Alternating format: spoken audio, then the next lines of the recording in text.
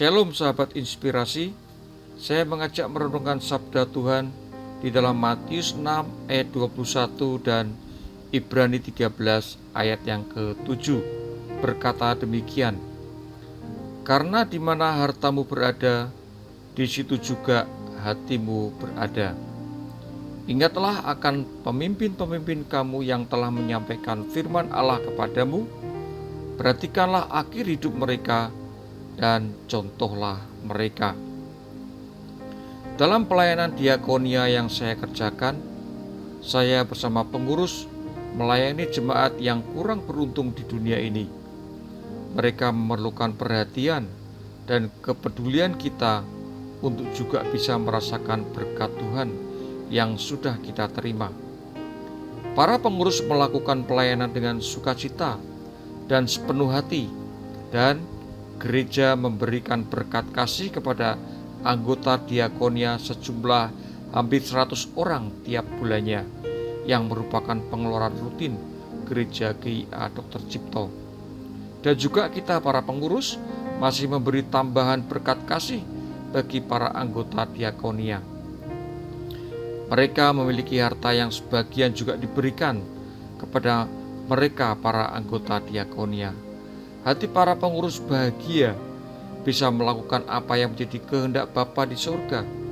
Dalam pandangan saya, pengurus diakonia sudah mengumpulkan harta di surga karena mereka bisa menata harta, hati, dan mata mereka. Inilah kebahagiaan sejati yang Tuhan mau.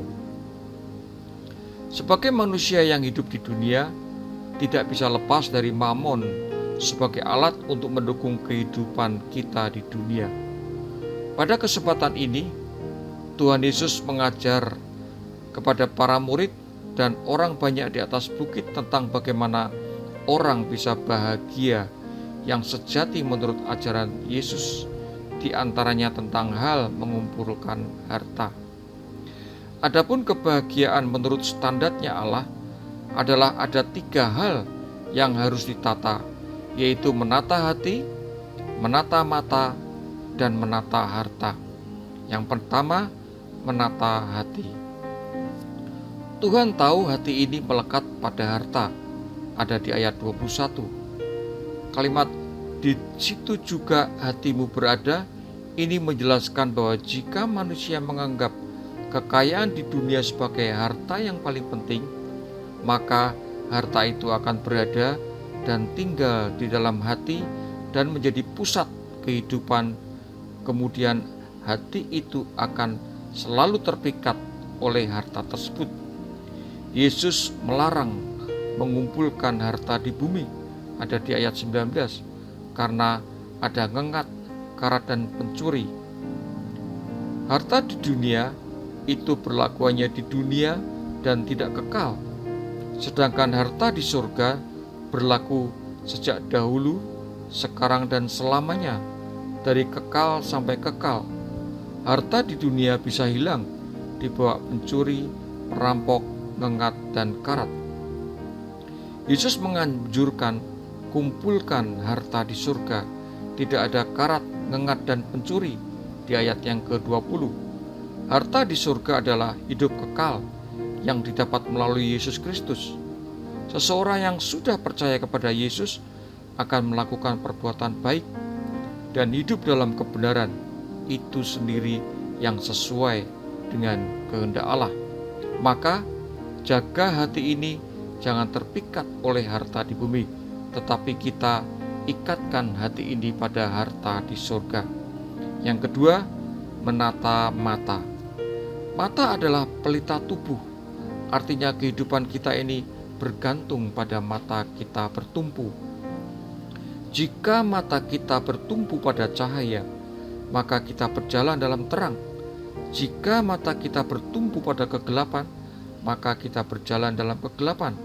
Mari kita memahami bahwa mata adalah sebagai pelita. Yesus menggunakan pelita sebagai perumpamaannya, yang dalam bahasa Yunani adalah lampas, adalah obor kain yang digunakan sebagai sumbu dan dicelupkan dalam minyak. Pelita ini biasanya digunakan sebagai penerangan dalam rumah dan juga saat perjamuan kawin. Pelita itu adalah firman Tuhan sendiri. Maka gunakanlah firman Tuhan sebagai pelita mata kita, sebagai langkah kehidupan kita di dunia ini. Yang ketiga, menata harta. Dalam ayat yang ke-24, Yesus memberi pilihan pada kita, pilih Allah atau Mamon. Namun Yesus mengatakan tidak bisa orang mengabdi pada dua tuan. Ada di ayat yang ke-24, tergantung kita pilih yang mana. Namun perlu diperhatikan bahwa uang adalah pemberian dari Allah yang harus kita pertanggungjawabkan. Maka dari itu, pengelolaan uang yang bijaksana sangat membantu agar uang dapat dimanfaatkan sesuai kebutuhan. Inilah ayat Alkitab tentang mengelola keuangan. Tidak ada orang yang tidak membutuhkan uang. Jadi, gunakanlah uang dengan bijak sebagai alat untuk memuliakan nama Tuhan. Maka, jika kita sebagai anak Tuhan bisa menata hati, menata mata, dan menata harta sesuai ajaran Tuhan, maka kita akan mendapatkan kebahagiaan yang sejati menurut standarnya Tuhan Yesus. Maka keputusan hari ini, terimalah kebahagiaan yang sejati dari Tuhan Yesus, yaitu kita kumpulkan harta di surga dengan cara melakukan perbuatan baik dan hidup dalam kebenaran yang sesuai dengan kehendak Allah, dengan menata hati, menata mata, dan mengelola harta kita dengan bijak. Amin. Tuhan Yesus memberkati. Mari kita berdoa. Bapa di surga, terima kasih atas terang firman-Mu yang mengajar kami tentang bagaimana mendapat kebahagiaan sejati di dunia ini. Di antaranya kami mau terus belajar mengelola hati, mata, dan harta kami seturut kehendak-Mu, sehingga di bumi seperti di surga bisa terjadi. Roh Kudus, tolong mampukan kami untuk melakukannya. Dalam nama Tuhan Yesus, kami alaskan doa ini. Haleluya. Amin.